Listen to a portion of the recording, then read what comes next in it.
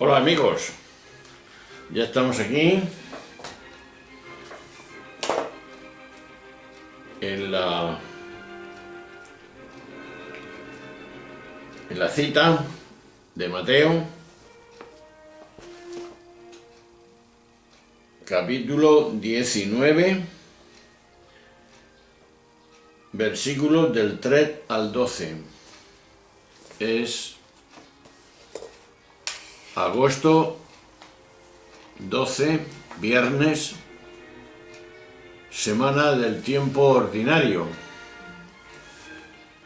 la 19. Y el Evangelio dice así: en aquel tiempo se acercaron a Jesús unos fariseos y le preguntaron para ponerlo a prueba: ¿es lícito a uno despedir a su mujer por cualquier motivo? Él les respondió: ¿no habéis leído que el Creador en el principio los creó hombre y mujer y dijo: por eso abandonará el hombre a su padre y a su madre, y se unirá a su mujer, y serán los dos una sola carne? De modo que ya no son dos, sino una sola carne. Pues que Dios ha unido, lo que Dios ha unido, que no lo separe el hombre. Ellos insistieron: ¿y por qué mandó Moisés darle actas de repudio y divorciarse? Él les contestó: por lo tercos que sois, os permitió Moisés divorciaros de vuestras mujeres, pero al principio no era así. Ahora os digo yo que si uno se divorcia de su mujer, no hablo de prostitución, y se casa con otra, comete adulterio. Los discípulos le replicaron: si esa es la condición del hombre con la mujer, no trae cuenta casarse. Pero él les dijo: no todos pueden con eso, solo los que han recibido ese don. Hay eunucos que salieron así del vientre de su madre, a otros lo hicieron los hombres, y a quienes se hacen eunucos por el reino de los cielos. El que pueda con esto, que lo haga. Existía entre los judíos la práctica del repudio, del Deuteronomio 24, capítulo, versículo 1. No era cuestionada por nadie. Existían diferentes interpretaciones entre los rabinos acerca de las causas que eran exigibles para que se produjera, pero nadie negaba que el varón tenía derecho de repudiar a su mujer. Mateo introduce dos cuestiones que no se encuentran en Marcos. En el capítulo 10, versículos del 2 al 12. A quien sigue. Por un lado, menciona una excepción. El divorcio sería legítimo en caso de porneía, término que puede traducirse como fornicación, prostitución o adulterio. Por otro, recoge la queja de los discípulos que parecen seguir viendo a la mujer como de su propiedad, y la reflexión sobre distintos tipos de eunucos. Ni Marcos, en el capítulo 10, versículo 11, ni Lucas, capítulo 16 al 18, admite excepciones. Esto significaría que es Mateo quien añade la excepción que se permitía en su comunidad. La palabra de Jesús parece subrayar dos puntos: el horizonte hacia el que quiere caminar el matrimonio, la unidad, ser dos en una sola carne, y la igualdad entre el varón y la mujer, con lo que el tema del repudio se plantea ahora como divorcio, tal como aparece claramente en Marcos. Aún con todo ello, no me parece adecuado que se tomen estas palabras como mandamiento normativo, si no queremos caer en el riesgo denunciado por el propio Jesús de poner la norma por encima de la persona. Una cosa es que se señale al horizonte ideal a quien no querrían vivir una experiencia de unidad como esa a la que se refiere el texto bíblico, y otra es la posibilidad de llevar adelante una relación determinada teniendo en cuenta los múltiples condicionamientos de las personas. Solo desde una lectura moralista, incluso en ocasiones farisaica, se puede establecer una normativa que carece de comprensión y de compasión, que está hablando este año sobre la compasión, la misericordia de todo cristiano y de todo ser humano. Pero, ¿qué se discutía en tiempo de Jesús y se discute hoy? Si el matrimonio cristiano tiene que ser indisoluble. Este evangelio da pie a discusiones interminables. Así las cosas, tenemos dos hechos seguros. Primero, en los primeros siglos, en la Alta Edad Media, la Iglesia no hizo problema de este asunto y se acomodó a las leyes y costumbres civiles que había entonces. Por eso, entrando en el siglo VIII, en el 1726, el Papa Gregorio II le decía al obispo San Bonifacio que permitiera el divorcio de un marido al que su esposa, por enfermedad, no podía darle el débito conyugal. Lo mismo en una respuesta del Papa Inocencio I, aprobó, y segundo, el contenido de este evangelio está muy anticuado. Por una razón clara, la cultura actual ya no es ni se parece a la del tiempo de Jesús. Hoy la gente no se casa por decisión de los padres de los contrayentes, ni para mantener el patrimonio económico de la familia. Hoy se casan las personas que se quieren y por ello no son sus familiares quien comparten la vida. Todo esto demanda un cambio en la doctrina y en las prácticas de la Iglesia. ¿Por qué todo esto? Puesto que el Evangelio no está claro, ni por tanto puede ser determinante, la Iglesia tiene hoy el derecho y el deber de responder a las necesidades de las mujeres y a los hombres del tiempo actual. Lo que necesita la gente ahora no es cumplir con las leyes que se dieron hace miles de años a otros pueblos o a otras culturas. La Iglesia tiene que ser luz y esperanza para la gente de ahora, ni más ni menos que eso. Por todas estas razones, el matrimonio uniforme y definitivo no es ya una institución obvia y evidente. Lo importante es crear las condiciones para que las personas puedan vivir y mantener la relación pura, basada en la comunidad o en la comunicación emocional, para que las recompensas derivadas de esa relación son la base para que la pareja unida le vea sentido a su vida y se sienta feliz y contento. Es verdad que teníamos que hacernos unas preguntas antes de empezar a reflexionar.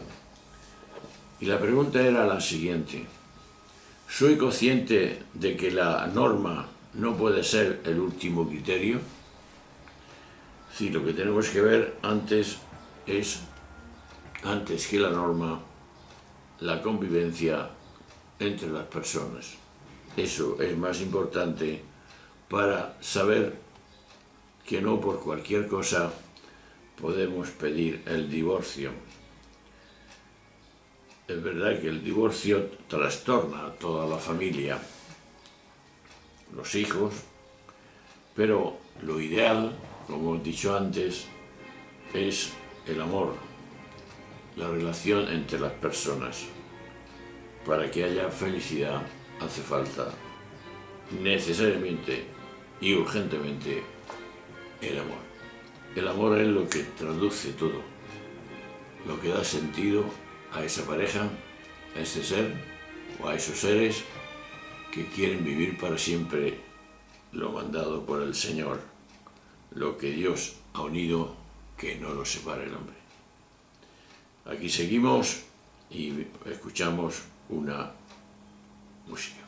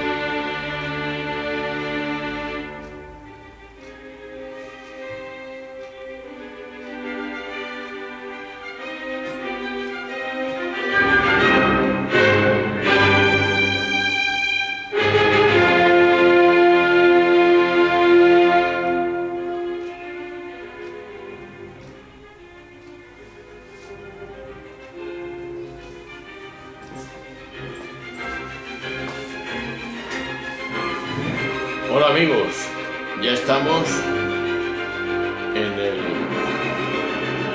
el 13 de agosto, el sábado, terminando la semana. Y estamos en la semana del tiempo ordinario, la 19. Y quien va a relatar el episodio es Mateo, en el capítulo 19, versículos del 13 al 15, que dice así: En aquel tiempo le presentaron unos niños a Jesús para que los impusiera las manos y rezara por ellos. Pero los discípulos le regañaban. Jesús dijo: Dejadlos, no impidáis a los niños acercarme a mí. De los que son como ellos es el reino de los cielos. Le impuso las manos y se marchó de allí. Es obvia la pregunta de hoy: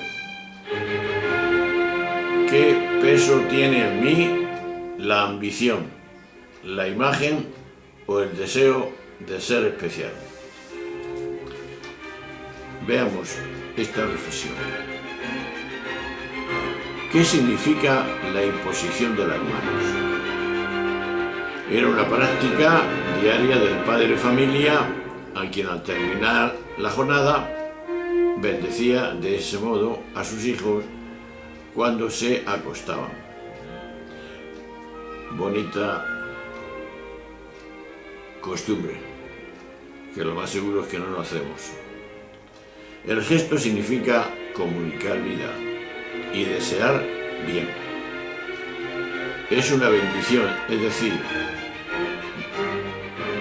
desear el bien de toda persona, sobre la persona que lo recibe.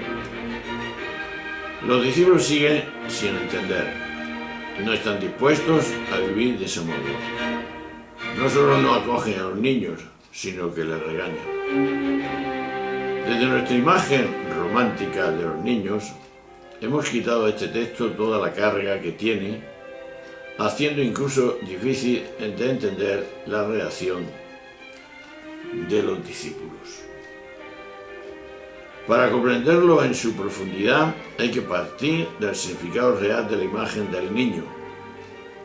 No es ingenuo o inocente, que todo se lo cree y que a todos se somete. Una lectura de este tipo resultaría absolutamente funcional para cualquier tipo de autoridad. ¿Acaso no es frecuente que quien busca el poder desee que sus súbditos se comporten como niños obedientes? ¿No es cierto que al poder le encanta la sumisión infantiloide? La figura del niño, a la que se refiere el Evangelio, no tiene nada que ver con eso, sino con la persona, que no cuenta, que es el niño, la que ocupa el último lugar. Por eso la traducción no literal, pero más ajustada, de las palabras de Jesús tendrían que ser estas: dejar que los últimos vengan a mí. Es precisamente esa demanda subversiva por parte del Maestro la que provoca la reacción contraria de sus seguidores, los discípulos. Jesús se siente cerca de los niños porque él mismo ha elegido el último lugar. Desde él pudo proclamar el mensaje del reino, que no es otro que el de la fraternidad universal, y que solo es posible como avisara el prójimo Jesús, el propio Jesús, cuando se destierra cualquier atisbo de poder y de ambición. ¿Qué es el reino de Dios? El reino de los cielos. La vivencia de aquella fraternidad inclusiva solo de quienes, renunciando al poder y a los primeros puestos, aceptan gustosos el último lugar, porque se saben no separados de nadie. Es de ellos quien brota fraternidad amable, servicial e inclusiva. Pues es una gran enseñanza para hoy esta dimensión de Jesús, porque dice que los niños se utilizan con frecuencia en los países del tercer mundo para trabajo forzado, como soldados para la guerra, como siervos y esclavos del sexo, de gente degeneradas, como negocio para el trasplante de órganos, o sea, que los matan, los descuartizan y los venden troceados para que los ricos se curen de sus enfermedades. Una brutalidad, pero es la realidad de nuestro mundo. Nuestro mundo posmoderno y desarrollado, el mundo de los derechos humanos y de la dignidad para todos, es el mundo más violento y hasta criminal que ha existido en la historia de la humanidad. En las sociedades de la antigüedad, los adultos no eran más que más humanos con los niños. Lo que ocurría entonces es que los niños eran menos útiles que ahora. Por eso era frecuente que arrojaran fetos y bebés a los basureros. Eso no era ilegal. Los niños, como los esclavos, carecían de derechos. Y las mujeres también. En una sociedad que vivía así, tenía semejante mentalidad respecto a los niños. ¿Qué nos dice la presencia de Jesús por los niños, los pequeños, los últimos? Se suele dar a esta mentalidad una interpretación social, como grupos humanos a los que se debe preferir el trabajo apostólico y social de los cristianos. Pero esta es la hora en que todavía a estas alturas la teología y la exégesis bíblica no ha sabido explicar el significado revolucionario de estos grupos sociales desde una interpretación eclesial. Es decir, en la Iglesia los primeros no son los últimos, ni los pequeños, ni por supuesto los niños.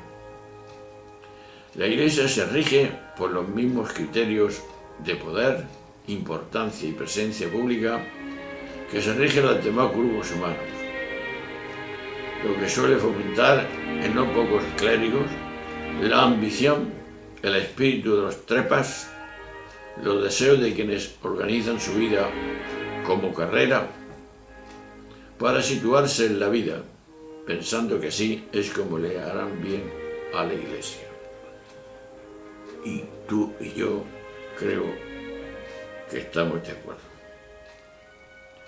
Si el cristianismo no modifica radicalmente esta mentalidad, el cristianismo ha fracasado, y si miramos a la Iglesia oficial, efectivamente ha fracasado, porque esta Iglesia de la que se habla todos los días en los medios de comunicación es ella misma la manifestación pública y patente de la dominación, ya que su sistema de gobierno está montado sobre un poder que por medio de la obediencia de las conciencias domina a la gente todo cuanto puede, por más que muchos de sus funcionarios no sean conscientes de lo que realmente hacen.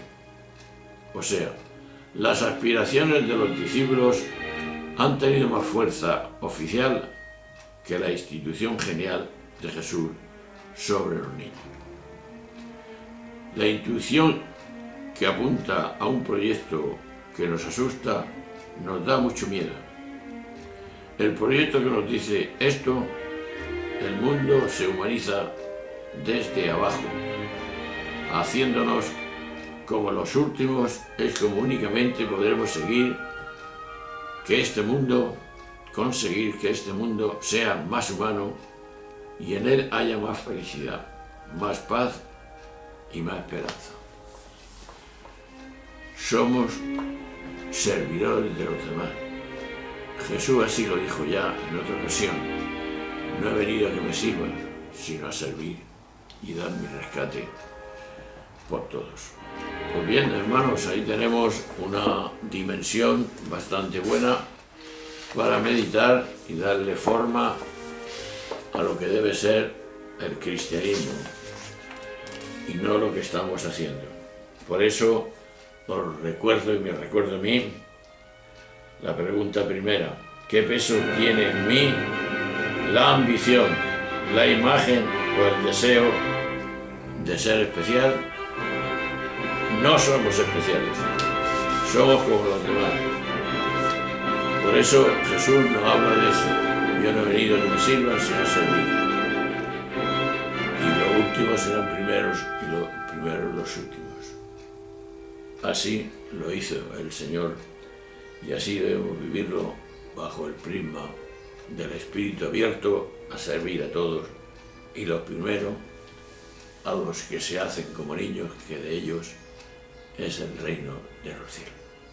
Muy bien, hermanos, nos veremos en la próxima sesión, el 14 de agosto, domingo, donde Lucas, dejamos a Mateo, en el capítulo 12, del versículo 49 a 53, en que nos hablará de la vida, del fuego de la vida. ¿Dónde está? Bien, os dejo con esa incógnita, que me la aplico a mí, como siempre, y una poca música. Hasta ahora y hasta siempre.